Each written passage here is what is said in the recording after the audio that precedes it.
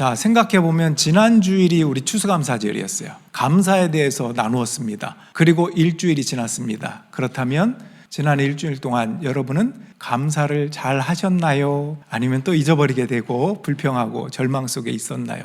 감사를 좀 하셨습니까? 만약에 감사를 하려고 했지만 잘 안 됐어요 하는 분이 있다면 혹시 내가 번아웃 상태에 있는 건 아닌가? 탈진 상태에 있는 건 아닌가? 한번 돌아보면 좋을 것 같아요. 엘리야가 바로 그랬어요. 이스라엘의 선지자였고 정말로 엄청난 불의 사람이라고 불릴 만한 열정적인 사람이었는데 어느 순간 탈진해버리고 기력이 빠져서 죽게 해달라고 간청하는 그때 천사가 나타나서 저렇게 따뜻하게 격려하는 장면입니다.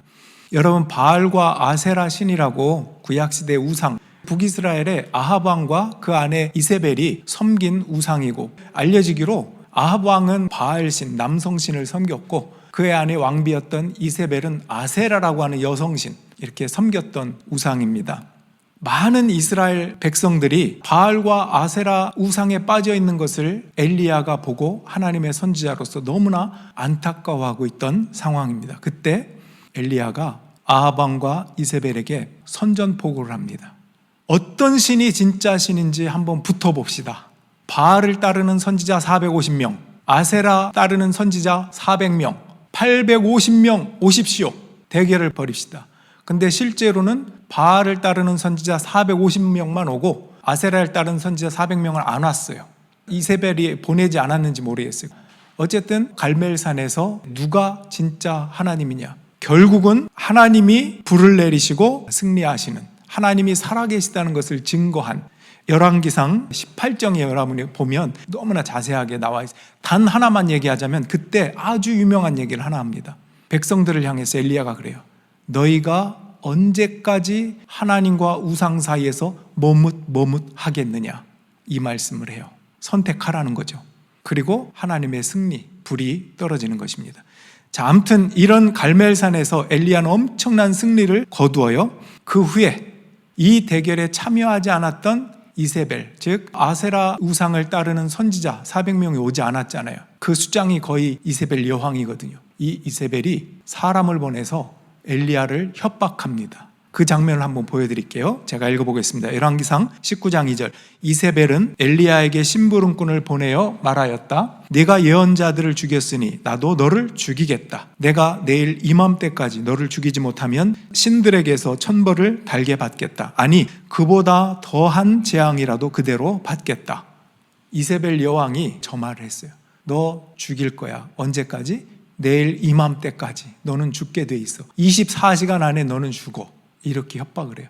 그럼 보통 든든히 선 하나님의 사람, 믿음이 있고 능력의 불을, 그 기적을 행한 사람이면 가소롭구나, 이렇게 해야 정상이잖아요. 근데 오늘 본문을 보면 눈치채셨겠지만 완전히 기진맥진, 절망 가운데 기어 들어갑니다. 죽고 싶을 만큼 두려웠어요. 광야 끝까지 도망갑니다. 광야에서 어느 정도 떨어진 로뎀나무, 그 나무 그늘 아래서 잠이 듭니다. 잠이 들기 전에 하나님께 어떻게 기도하냐면, 주님, 이제는 더 바랄 것도 없습니다. 나의 목숨을 가져가 주십시오. 다 끝났습니다. 이렇게 하고 잠에 빠집니다. 이게 굉장히 유명한 이야기라 화가들이 그림 많이 그렸거든요. 자, 그 그림, 저기 가운데 있는 그림이 로뎀나무가 쌀이과 나무거든요. 저렇게 생겼어요. 크지도 않아요. 아주 작은 그늘에 이렇게 자고 있는 거예요. 그림들 2개만 소개하면 엘리야가 지쳐 쓰러져서 잠들어 있습니다. 그때 천사가 나타나서 구운 빵, 여기 우리 한글에서는 과자라고 번역을 했는데 과자와 물을 줍니다. 기운 차리라고. 이 그림을 보면서 한번 들어보세요. 그는 로뎀나무 아래에 누워서 잠이 들었는데 그때 한 천사가 일어나서 먹으라고 하면서 그를 깨웠다. 엘리야가 깨어보니 그의 머리맡에는 뜨겁게 달군 돌에다가 구워낸 과자와 물 한 병이 놓여 있었다. 그는 먹고 마신 뒤에 다시 잠이 들었다. 여러분, 하나님의 승리를 가져왔던 엘리야는 왜 그렇게 담대하지 못하고 두려워하고 절망에 빠졌을까? 완전히 한순간에 배터리가 방전된 것처럼 저러냐고요. 그래서 오늘날 심리학자들이나 성경학자들이 다 이 본문을 가지고 연구를 많이 했거든요. 이런 설명들이 있어요. 지금 얘기한 것처럼 번아웃, 탈진으로 설명하는 사람들이 있어요. 또 어떤 사람은 이거 공황장애다. 또 어떤 사람은 우울증이다. 이거 시험에 든 거다.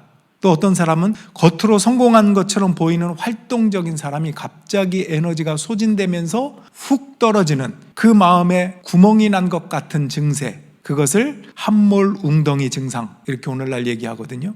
그게 다 일리가 있어요. 다 맞습니다. 각자에게 적용할 수 있어요. 근데 오늘 우리가 이 본문으로 돌아가서 내가 엘리야가 된 것 같은 마음으로 엘리야의 심정으로 한번 들어가 봅시다. 자, 갈멜산에서 불이 내려오고 백성들이 무릎 꿇고 여호와만이 하나님이다 이렇게 선포해요. 아까 그랬다 그랬잖아요. 언제까지 머뭇머뭇할 거냐, 하나님과 우상 사이에 선택하라 그랬잖아요. 불이 떨어진 후에 백성들이 그제서야 여호와만이 하나님이시다 이렇게 고백했어요. 이 정도의 변화면 다 됐다 생각한 거예요. 하지만 다음날 세상은 그대로예요. 아합 왕도 이세벨도 백성들도 하나도 변하지 않았어요. 여러분, 우리도 크리스찬들로서 눈물 흘리고 성령 체험한 것 같고 여러 가지 은사도 경험하고 기적도 경험하고, 그런데 변했나요? 그런 변하지 않는 현실 앞에서 엘리야는 무너진 것입니다. 무너진 그의 시선에는 나 그리고 지금 이 두 단어밖에 없어요. 나는 열심히 했는데 지금 변한 게 아무것도 없다. 지금은 나만 남았다. 나와 지금만 남아 있습니다. 여러분은 어떤 의미에서 하나님의 부르심을 받은 사역자들이에요. 자녀로서, 부모로서, 성도로서, 집사로서, 권사로서, 목사로서 다 여러분들이 하나님의 부름을 받아서 이 땅에 살고 있습니다. 내가 이렇게 했는데 지금 이 상황이 왜 바뀌지 않을까? 내 자녀는 그렇게 내가 애쓰고 수고하는데 왜 그럴까? 여러분은 각자의 사역자의 심정을 가지고 살아갑니다. 그런데 하나님의 회복 방식이 있다면 그것은 강함이 아니라 어쩌면 잔잔한 은혜인 것입니다. 하나님은 이후에 엘리야를 부르셔요. 동굴 어느 속에 있는데 그때 어떻게 부르시냐면 바람으로, 불로, 지진으로. 근데 거기에 하나님이 계시지 않았다고 성경은 기록합니다. 맨 마지막에 조용하고 부드러운 세미한 음성으로 불러요. 거기에 하나님이 계십니다. 자, 열왕기상 19장 12절, 그 바람이 지나가고 난 뒤에 지진이 일어났지만 그 지진 속에도 주님께서 계시지 않았다. 지진이 지나가고 난 뒤에 불이 났지만 그 불 속에도 주님께서 계시지 않았다. 그 불이 난 뒤에 부드럽고 조용한 소리가 들렸다. 여러분, 엘리야는 갈멜산에서 불을 내린 뒤에 지금 당장 바뀌고 변화하기를 기대했는지 모릅니다. 그러나 하나님은 급격한 변화보다 엘리야가 다시 힘을 얻고 꾸준히 갈 수 있도록, 여러분 그 카피라이트 광고에도 그런 게 있었던 것 같아요. 센 놈이 오래 가는 게 아니라 오래 가는 놈이 센 놈이다. 그런 것처럼 엘리야에게 한순간의 불로, 한순간의 펀치로, 한순간의 그 능력으로 확 변하는 게 아니라 내면의 꾸준함을 가지고 오래 가고 변화할 때까지 지치지 않고 하나님을 증거하는 것이 진정으로 강한 것이라는 것을 보여주기 위해서 세미한 음성, 조용한 은혜로 찾아오셨다라는 것입니다. 엘리야가 다시 갈 길을 갈 수 있도록 회복시키는 쪽을 선택하셨습니다. 여러분, 사람은 생각해 보세요. 불과 같은 그런 강함에 의해서 변하지 않아요. 여러분도 그렇고 여러분 자녀도 마찬가지예요. 부드럽고 기다림 속에서 변하는 것입니다. 많은 크리스찬들이 또한 이런 부분을 깨닫고 고백하는 것들이 있어요. 그건 뭐냐면, 나는 사람을 바꾸려다가 지쳤는데 하나님은 나를 바꾸셨구나. 이런 깨달음입니다. 엘리야의 회복도 그랬어요. 하나님은 이세벨이나 아합, 남을 바꾸시는 게 아니라 엘리야 자신, 그 마음을 바꾸시고 회복시키시는데 더 큰 힘을 쓰셨다는 거예요. 하나님의 시선은 넓어요. 엘리야는 뭐라고 그랬냐면, 나 혼자 남았습니다. 최후까지 나예요. 나만 남았대. 좁은 시선으로. 근데 하나님은 넓은 시선으로 뭐라고 하냐면 7,000명이 더 있어, 이렇게 말씀. 그 부분 한번 같이 읽어봅시다. 열왕기상 19장 18절, 그러나 나는 이스라엘에 7,000명을 남겨놓을 터인데 그들은 모두 바알에게 무릎을 꿇지도 아니하고 입을 맞추지도 아니한 사람이다. 자, 보세요. 나 혼자 남았다고 생각했어요. 그리고 내가 보는 관점, 지금이라고 하는 이 시점만 봤는데 하나님은 앞으로, 그리고 지금 그 7,000명을 준비하고 있다라는 뜻이에요. 엘리야는 지금 당장만 봤지만 하나님은 하나님의 때를 바라보고 계세요. 이 차이가 회복이냐 절망이냐의 차이일 수 있습니다. 때가 있다는 것이죠. 당장 변하기를 우리는 원하지만 솔직히 생각해 봅시다. 나도 쉽게 변하지 않았잖아요. 하나님이 얼마나 오래 기다리셨습니까? 여러분 하나 얻기 위해서 얼마나 허용도 하시고 기다리시기도 하시고 은혜로운 예배에 감동하고 눈물을 흘리지만 변하지 않는 우리들입니다. 엘리야는 이렇게 변하지 않는 현실 앞에서 절망했지만 하나님은 그에게 불과 바람과 지진, 그것도 하나님의 역사이긴 하지만 그러나 그에게 필요한 것은 부드럽고 세미한 음성 가운데 하나님이 있다. 그리고 따뜻하게 그에게 먹을 것을 주시면서 회복을 시키셨다. 그 일련의 과정 중에 오늘 본문이 있는 거예요. 자, 그런 면에서 오늘 본문을 한 절 더 확장해서 읽어보겠습니다. 열왕기상 19장 6절 7절 엘리야가 깨어보니 그의 머리맡에는 뜨겁게 달군 돌에다가 구워낸 과자와 물 한 병이 놓여 있었다. 그는 먹고 마신 뒤에 다시 잠이 들었다. 주님의 천사가 두 번째 와서 그를 깨우면서 말하였다. 일어나서 먹어라. 갈 길이 아직도 많이 남았다. 갈 길이 남았다라고 하지 않아요. 길게 보시는 거예요. 우리는 당장 지금 이 순간 내가 이렇게, 근데 하나님은 멀리 보시고 이렇게 책망보다 쉼과 돌봄으로 우리를 위로하십니다. 일어나 먹어라. 먹고 잠든 그에게 또 깨우면서 일어나 먹어라. 반복적인 손길입니다. 하나님은 나중에 이 엘리야를 예수님 시대의 변화산 사건에서 등장시켜요. 마태복음 17장에 보면 제자들이 변화산에서 예수님이 모세와 엘리야와 함께 말하고 계신 장면을 봅니다. 변화산의 경험, 그의 시대를 넘어서 예수님 곁에 다시 쓰임받는 은혜 돌아봅시다. 이세벨의 말 한마디 때문에 주저앉은 경험이 있습니까? 여러분 내면의 소리일 수도 있고 어떤 특정한 외부로부터 들리는 목소리가 있었을 수도 있습니다. 그때 하나님은 여러분을 어떤 방식으로 일으켜 세워주셨습니까?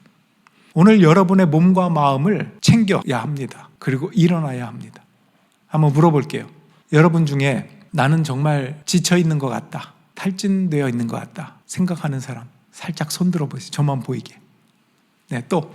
네, 알겠습니다. 많이들 드셨네요. 근데 제가 두 분만 지명을 할게요. 잠깐 나오세요. 과자를 준비했어요. 물과 과자를 준비했어요. 자, 박 집사님, 정 집사님 나오세요. 이리 오세요. 제가 먼저 기도해 드리겠습니다. 우리 같이 기도합시다. 하나님, 엘리야가 탈진하고 지쳐 쓰러지고 변하지 않는 이 삶의 현실에 절망하여 죽기를 청했던 그 어려움의 순간들이 우리에게 여전히 있습니다. 넘어지고 좌절하고 실망하고 하나님마저 보이지 않는 그 암울한 삶 속에 그래도 살아야 한다고 하는 것 때문에 하루하루 감당하며 여기까지 왔습니다. 오늘 이 시간에 우리를 위로하시고 과자와 물로 새롭게 회복하게 하시는 주님의 은혜를 경험하길 원합니다. 우리 이 앞에 나와 있는 두 분뿐 아니라 앉아있는 우리 모두가 하나님의 회복을 경험할 수 있도록 인도하여 주시옵소서. 소생하고 회복하게 하여 주시옵소서. 예수님의 이름으로 기도합니다. 아멘. 감사합니다. 여러분, 신체적인 건강이 회복돼야 우리의 영적인 그리고 우리의 마음까지도 회복돼요. 왜냐하면 몸과 마음은 연결되어 있거든요. 때로 우리가 약간 착각하는 게 있어요. 무조건 기도만 하면 되지. 아니에요. 기도하면서 우리 몸을 챙겨야 합니다. 왜냐하면 하나님은 이 땅을 창조하실 때 우리의 몸과 마음을 함께 창조하신 거지 몸 따로 영혼 따로 이게 아니에요. 다 같이 창조하신, 그래서 우리의 몸은 연결되어 있습니다. 여러분이 힘들고 소진하고 탈진할 때 잘 드셔야 돼요. 잘 자야 돼요. 그리고 하나님께 기도해야 합니다. 그렇게 회복하는 것입니다. 하나님께서는 엘리야에게 정말 따뜻하게 과자와 물을 주시면서 먹어라, 먹고 자니까 또 깨워서 일어나라, 먹어라, 이렇게 회복시켜 주셨다는 것입니다. 여러분, 이세벨의 허풍, 블러핑에 꺾이지 맙시다. 속지 마십시오. 하나님의 때를 기다리면서 몸을 회복하시기 바라요. 내 존재는 가치 없는 것 같아, 난 안 되는 인생인가 봐, 다 내려놓고 사라지고 싶어. 그 순간이 한두 번입니까? 이런 내면의 소리를 더 이상 듣지 말고 너는 내 딸이야, 너는 내 아들이야, 그 귀한 세미한 음성을, 부드러운 음성을 들으시기를 주님의 이름으로 축원합니다. 그러면 고백하게 될 거예요. 나는 번아웃을 통해서 비로소 내가 무엇을 많이 하는 사람이 아니라 내가 누구인가를 알게 될 거예요. 내가 많이 뭔가를 해야 하고 업적을 남겨야 되고 일을 성취하고 이루어야 되는 그 이전에 나는 누구인가? 하나님의 아들이고 하나님의 딸이고 사랑받는 존재라고 하는 그 정체성에 대한 해답을 얻게 될 것입니다. 나는 너의 성과가 아니라 너 자신을 사랑한다. 이렇게 말씀하십니다. 그래서 하나님은 우리가 회복되길 원하시지 망하기를 절대 원하지 않으세요. 우리는 크고 작은 번아웃을 감당하기 어려운 일들을 여전히 겪으면서 앞으로도 살게 될 것입니다. 그때마다 하나님의 사랑은 끊이지 않는다는 것, 우리를 향해 돌보시고 성령이 일하고 계시다는 것을 잊지 마십시오. 그분 안에서 나의 마음, 나의 시선, 내 입이 달라질 때 모든 것을 새롭게 볼 수 있는 사람이 될 것입니다. 도저히 이해할 수 없고 감당할 수 없다고 느껴졌던 일이나 그 모든 관계가 새롭게 달라질 것입니다.